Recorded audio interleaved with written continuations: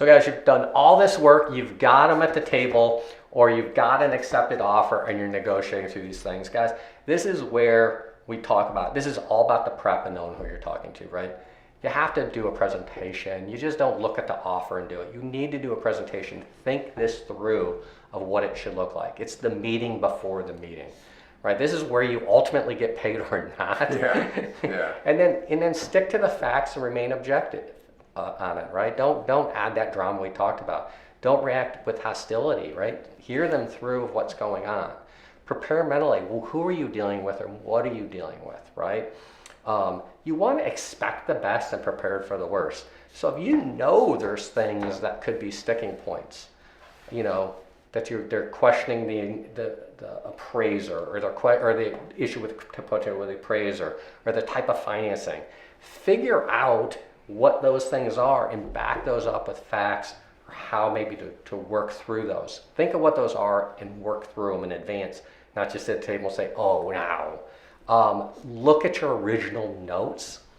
If they want you to move out on May 1st, but they told you they can't move out until June 1st because their kids are in school, don't present an offer, because you'll have no credibility with them, right?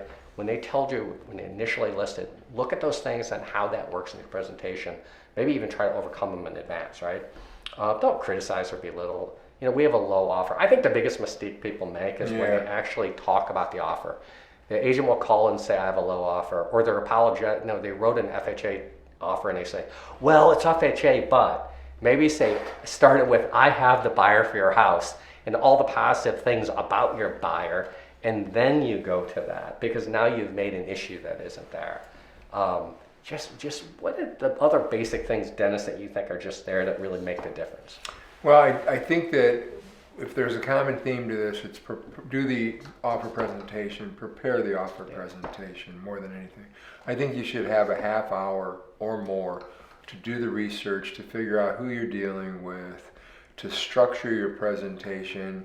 Don't write it out and read it to them, but I think you should know some important points about that offer that are really important to that seller or buyer to get them where they want to go.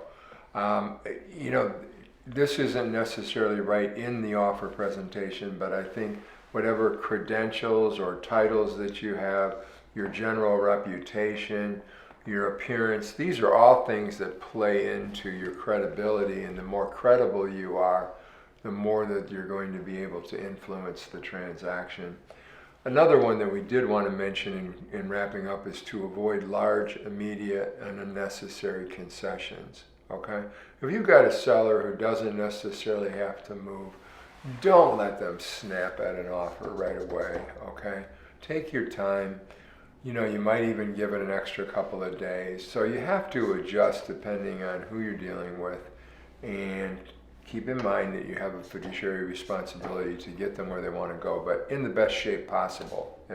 And sometimes because you want to get a transaction done, you might snap at a transaction and wind up explaining to your seller why they couldn't accept an offer the next day for $20,000 more. So, you know, be patient.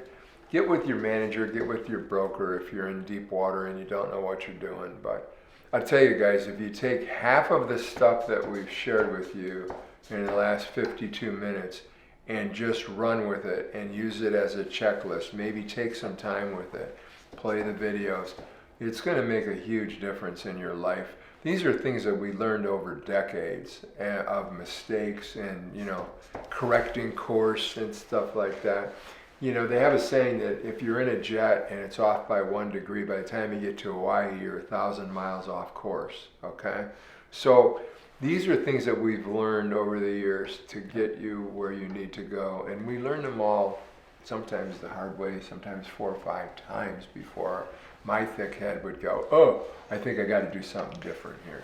So I hope you run with it. We've been talking off camera for some time about how mission critical and how important getting this information operational in your life is, and I hope you do that. Thank you.